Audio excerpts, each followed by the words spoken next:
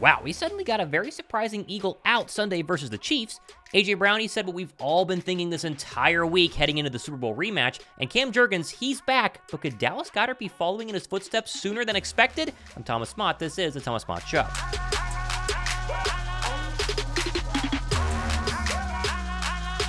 Well, the Eagles officially flew to Kansas City on Sunday, and we got some good weather news as the rain that was forecasted all week long for Monday night, it's moved out of the way, and it should be a clear and cold night at Arrowhead versus a cold and rainy night when Philadelphia finally gets back for their Super Bowl rematch versus Kansas City. And speaking of those Super Bowl rematches, the last 5 times two teams played in a Super Bowl and then played again the following regular season, the team that won that Super Bowl has gone on to win every single regular season matchup. Here's hoping Philadelphia can kind of break the stigma and beat Kansas City on Monday night. This is a revenge game going into Monday night, but I think AJ Brown summed it up best talking about how the team's feeling. I wouldn't say I was pissed off, but I'm definitely motivated.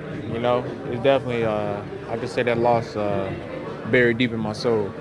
You know, so close, so close. But I don't think this is the time for me to bring it out. You know, it's still a Monday night game, and I'm still just trying to continue to get better and just continue to grow. You know, hopefully we get back to the dance because that's the goal.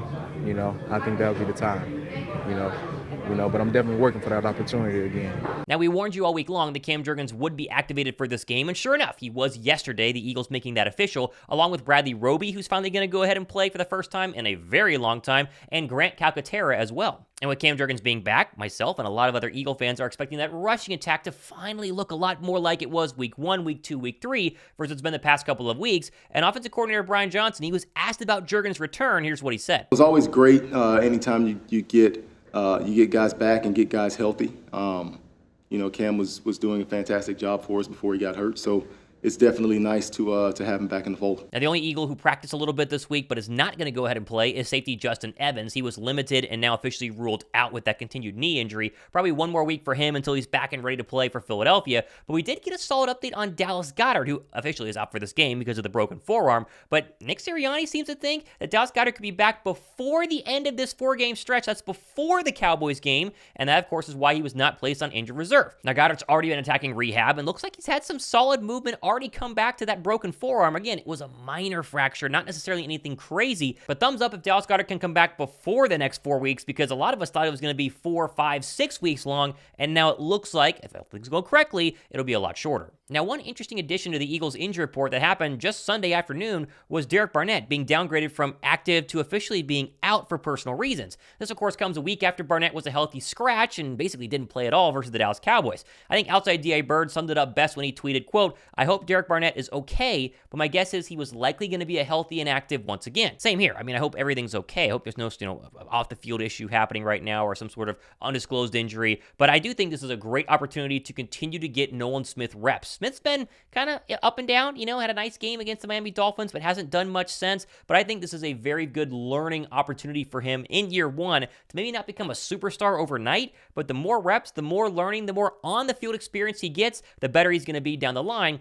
Plus, he takes over for Derek Barnett, who's been virtually invisible, so even if Smith kind of struggles, it's not like it's a big loss for Philadelphia. Now, I'm curious your guys' score predictions for Eagles in Kansas City. I've already said 27-21, but give me your score predictions down below. And I'm also partnering with MyBookie to place the following 3 bets for Monday night that I think are pretty guaranteed to hit. Tell me what you guys think. How about Kenny Gainwell over 16.5 rushing yards, Jalen Hurts over 1.5 passing touchdowns, and we'll give me the Eagles. Come on, they're going to win outright, right? Plus 2.5 overall for the line right now. I'm curious your guys' bets. If you guys want to bet with my friends at MyBookie, use my link down below. They get a really good deposit bonus happening, and it's all down, of course, in my little custom link. Now, in terms of the game, I'm still feeling very confident. I think Philadelphia got a lot healthier than we actually understand after the bye week. I think the extra week off obviously helps Andy Reid and Patrick Mahomes, but Philly's had the same extra week to get ready, plus you throw in the revenge game for the Super Bowl. I'm very, very confident. Listen to what Josh and I talked about during our Wednesday live show. Now, let me preface that. Andy Reid with a bye week. You have the greatest quarterback on earth. Those makes dangerous.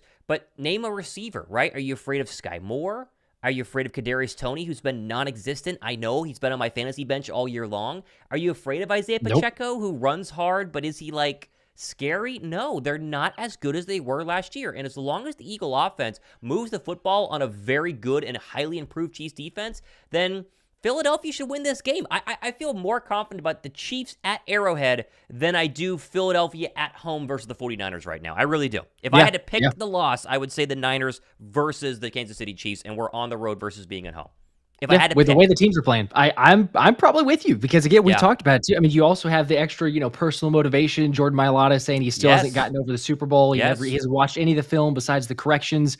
And I mean, I don't blame him. Like how many of us really have gone back and wanted to watch any of that? I mean, any part of it, even the Kelce doc. I will admit I kind of suffered through parts of it, but I didn't watch the entire thing. But I know a lot of people, and you've probably seen him as well in the comment section say, nope, I turn it off. I can't watch it. And I get it. So to have that extra motivation, I mean, Hassan Reddick also circled the calendar saying the Chiefs is one of the two games, the Niners being the other one because all the smack that they talk, but the Chiefs being the game as the extra motivation. So I think that, we come out. I mean, we've got, and by the way, real quick, if you haven't hit the like button, everybody please do that. Helps out with the algorithm. Andrea Bland says, hey guys. Hey, Andrea, what's up? Andrea, what's up?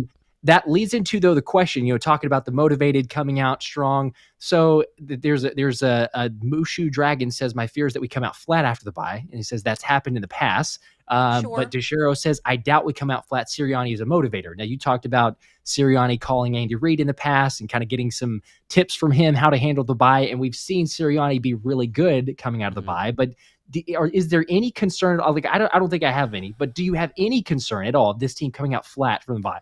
I mean, you could. It's so hard to know. And this goes back to preseason. Should you play people? Should you not play people? And Nick Sirianni said after the week 1 matchup against the New England Patriots, he will never not play his starters at least some point during preseason because he thought that they looked flat. Now, that's very different from not playing at all during preseason and training camp and, the summer versus playing 9 weeks, then taking 1 week off and then getting back into it. I don't think they'll be slow. Philadelphia has done a fantastic job the past couple of weeks behind Brian Johnson, who everybody was criticizing. Everybody and their mother, including us, were criticizing the play call for Brian Johnson. He has schemed up some of the best opening drives the past 4 weeks that we have seen, and really opening drives after halftime as well. The 2 points that Steichen was really good at, especially that third quarter drive. And it's been different. It's been a lot better. And so I'd be surprised if he does. I'm more interested to see what Sean Desai is going to go ahead and do. Now that he has basically the healthiest defense he's had all season long, I know that, they're still missing pieces and people have been in and out, but I do think that this is probably the healthiest that he's been. And Desai has shown at times that he can scheme really well.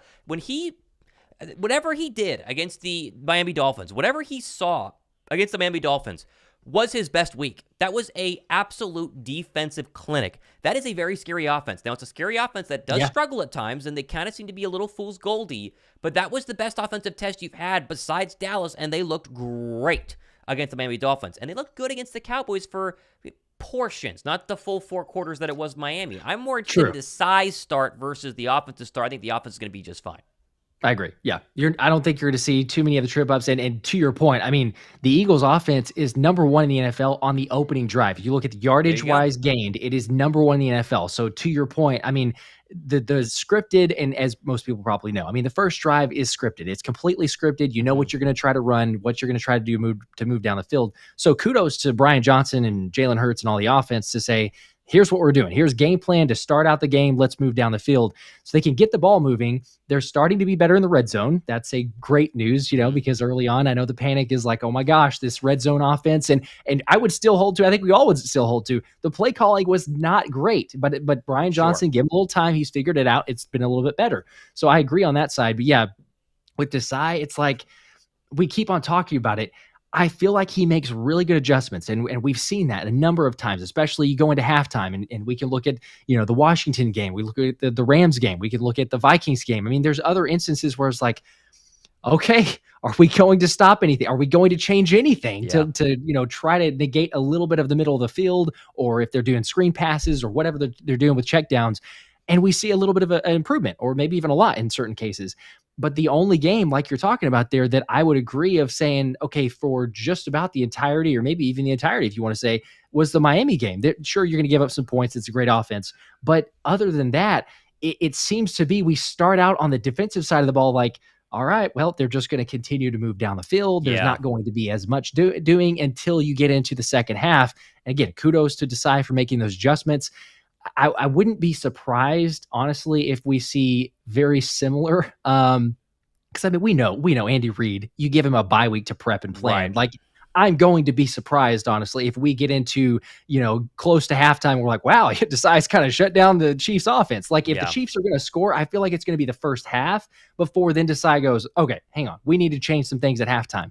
I hope I'm wrong, but that does need to kind of slowly morph into, as we go to this latter part of the season, you need to or want to see that in the early game, not the, okay, this is a little nerve-wracking now. Are we losing? Are we kind of, threatened to lose this game? And you make the adjustments late. It would be nice to, all right, let's start it out from the beginning of the game and then keep that out throughout the rest of it. But I don't know. I mean, it's Andy Reid. We haven't beat him. It's what, 0-4. So you're feeling good about it. I mean, you said 49ers is more of the chance that we'd lose, or at least feeling as of right now. But do you think that this is the time? I mean, are we going to actually get that win in Arrowhead? I think so. I mean, genuinely, I thought the Eagles were going to win every single game this year. They've only lost one of them. They're a very good football team, and this feels very personal. I'm with Dre Sings, first super chat of the night. Not worried at all. We move the ball through the air, and on the ground, go Birds. And it just feels like if there was a time to go into Arrowhead, to silence that crowd, to show up on national TV, and to get revenge. And listen, Mailata said it very, very well on WIP, a lot of people are going to just move on. I haven't. They're thinking about the confetti falling and all that stuff. They all are thinking that, right? There isn't a player in that locker room who was on the team last year who's like, yeah, Super Bowl, whatever. It's like, no. They all are extremely upset because they all should have won a ring. Think how many first-time Super Bowl winners would have been on that team. You only get one shot in your career. Some people don't even get to go. Ask the Dallas Cowboys. They've had a player go, on the actual Cowboy roster since before I was born. I mean, it's hard to go, and they lost in the last second. I think they're going to be highly motivated. If there was ever a week to lay an egg, it's not this week. There's no way it's going to be this week. We have plenty more stuff happening in the next couple of days and weeks, but Monday, we're obviously going to be having our Monday Night Football broadcast, myself and Josh Davis of the Philly Special Show. We're going to be live as we always are for every single Eagles game. So be sure to join us before kickoff, probably about 30 minutes before, and we're going to do the entire broadcast on my channel and his channel. It's the best Eagles watch party on YouTube. We've been rocketing up the view boards on that. Make sure you guys go ahead and subscribe, hit the notification bell, and get ready for that. Curious to see your thoughts, though, down below in the comment section. For Eagles and Chiefs, I can't wait for the rematch. I'm Thomas Mott. This has been the Thomas Mott Show.